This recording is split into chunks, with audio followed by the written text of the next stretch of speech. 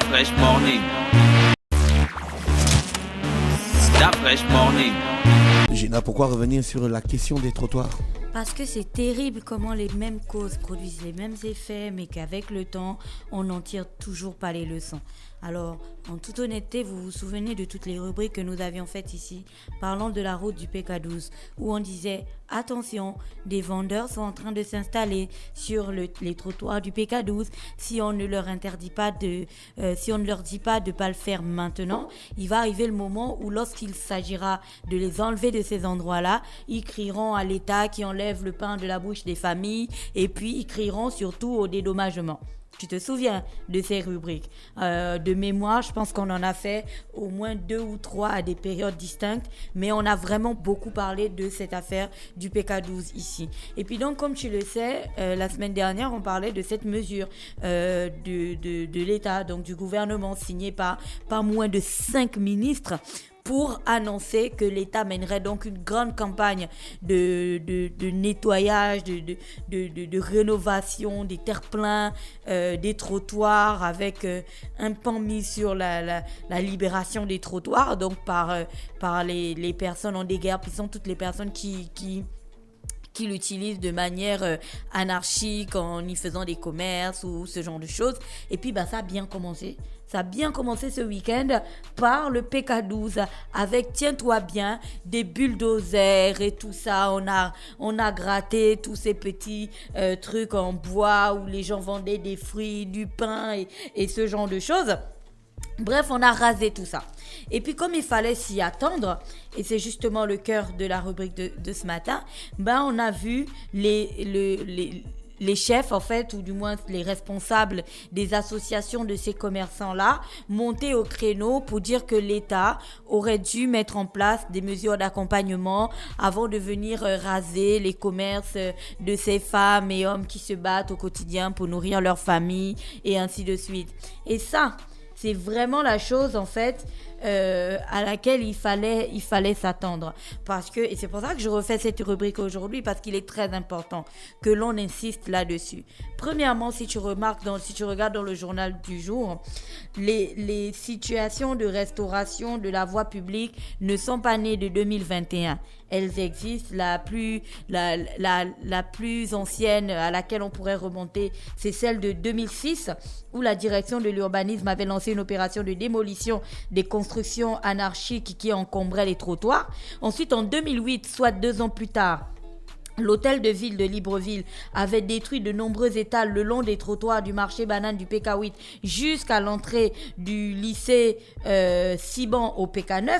Donc là, on est en 2008. 2011, soit 3 ans plus tard, les techniciens du ministère de l'aménagement du territoire procèdent à l'enlèvement des épaves des véhicules, à la destruction des garages et des commerces installés de manière anarchique en bordure de route. Et puis là, encore 2 ans plus tard, on est en 2013. L'opération conjointement menée par la préfecture de police de Libreville, je pense que tu t'en souviens, les forces de police d'intervention FOPI et l'unité spéciale d'intervention USI permettent de dégager les voies d'accès et les trottoirs occupés anarchiquement par les commerçants du marché de Montbouet. C'était là à la gare routière, c'était très impressionnant. C'était en 2013. Et puis en 2014, soit une année plus tard, des opérations de démolition sont lancées dans la commune d'Ovendo, précisément au carrefour SNI, supervisées par la direction générale de l'habitat et de l'aménagement du territoire.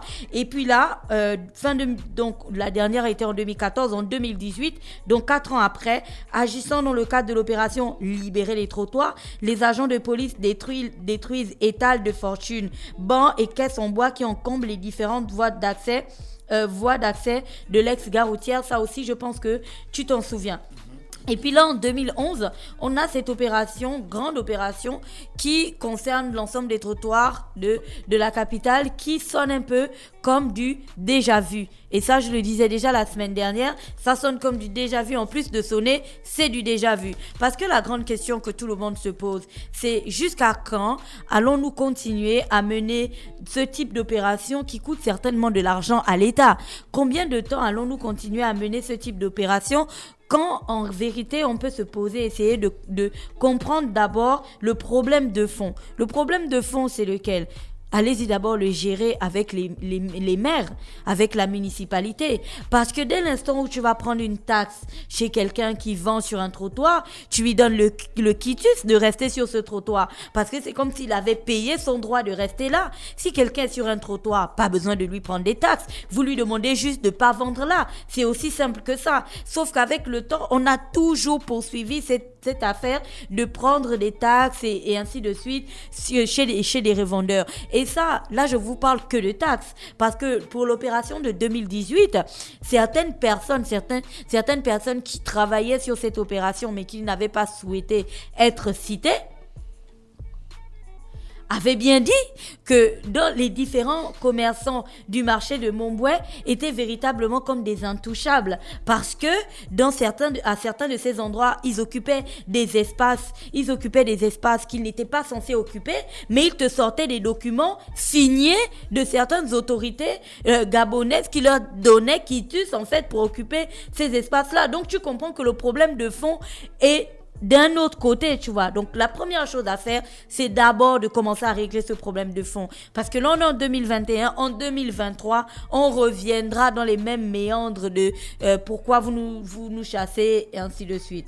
La deuxième chose, c'est véritablement cette question de toujours crier à l'État qui retire le pain de la bouche des enfants et ainsi de suite. Et là, chacun a sa part de responsabilité. Autant les vendeurs que l'État.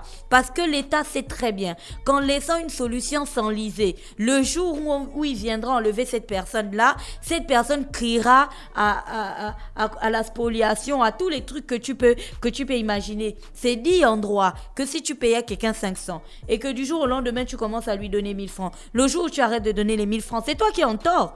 Donc, le jour où l'espace est vide, il n'y a personne, et qu'un gars vient s'installer et que toi, qui es dépositaire de l'autorité de l'État, tu ne viens pas lui dire qu'il n'est pas censé s'installer là, ben le temps qui passe, il met 1 année, il met 2 années, il met 3 années, il a l'impression qu'il est en droit en fait de rester là vu que ça ne choque personne. Donc l'État d'un côté a tort. Et de l'autre côté aussi les commerçants, je pense qu'ils ont bien maîtrisé au fil des années ce système de chantage. C'est-à-dire je me mets là, mais je sais que j'ai tort parce que je ne peux pas rester là. Mais le jour où on va venir me chasser, je vais crier à la spoliation, au vol, à l'assassinat et ainsi de suite.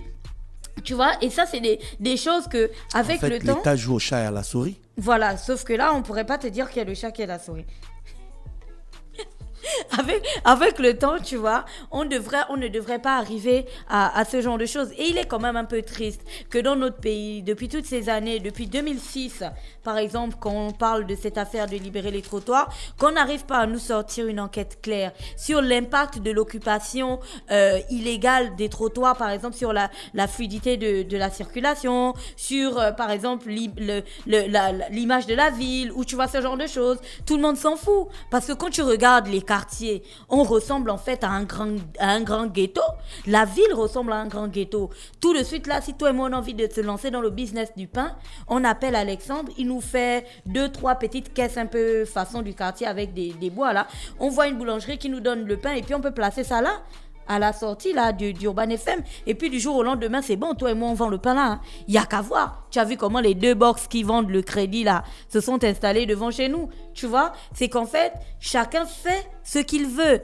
Or on ne doit pas vivre dans un pays où chacun fait ce qu'il veut. On doit vivre dans un pays où chacun fait ce que l'État, ou voilà, ce que l'État, les autorités lui donnent le droit de faire. Si on ne te donne pas le droit de le faire, tu ne le fais pas. Et je pense que cette opération en soi c'est une bonne opération, sauf que si on ne règle pas les problèmes de fond, bah ce ne sera qu'une autre opération parmi tant d'autres réalisées déjà depuis 2006. Voilà. Merci Gina qui revenait donc sur le sempiternel problème du dégapissement des trottoirs qui sont toujours occupés. Mais en fait, les commerçants ont compris le laxisme de l'État. Ou bien c'est un business louche. Bien sûr où que vous vous installez, vous me filez un petit pognon. Bien sûr que les commerçants ont bien identifié les failles en fait du système.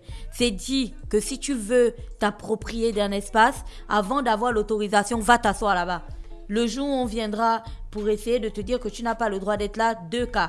Numéro 1, on va régulariser ta situation. Donc on va te laisser là. Numéro 2, tu pourras crier « Ah oui, j'ai des droits, je suis là depuis 5 ans et blablabla. Bla, bla, bla. » Et les gens l'ont bien compris. Sauf que le pays ne peut pas fonctionner comme ça. Parce qu'on ne peut pas tous faire ça. Si nous tous, nous faisons ça, ça va être un véritable désordre, tu vois. Je veux bien sortir devant chez moi et mettre aussi ma table et vendre des tomates.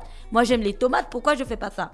Tu vois? Parce que je sais que devant chez moi, c'est le trottoir. Et le trottoir ne m'appartient pas en tant que Gina Nzenge, tu vois. Ça appartient à toutes les personnes qui passent là. Alors pourquoi? De la même manière que moi, je suis consciente du fait que je n'ai pas le droit de faire ça, l'État laisse quand même à certaines personnes le rêve ou tu vois l'illusion de penser qu'à un moment donné, il pourrait être propriétaire ou il pourrait, je sais pas, avoir des droits sur cette partie de l'espace qui ne leur appartient, mais du tout. Quand je dis avoir des droits, c'est que je ne sais pas si vous avez déjà remarqué ces commerçants qui vendent de la nourriture, qui vendent du pain, qui vendent de la friperie ou je ne sais pas. Ils ont toujours l'impression que le trottoir leur appartient.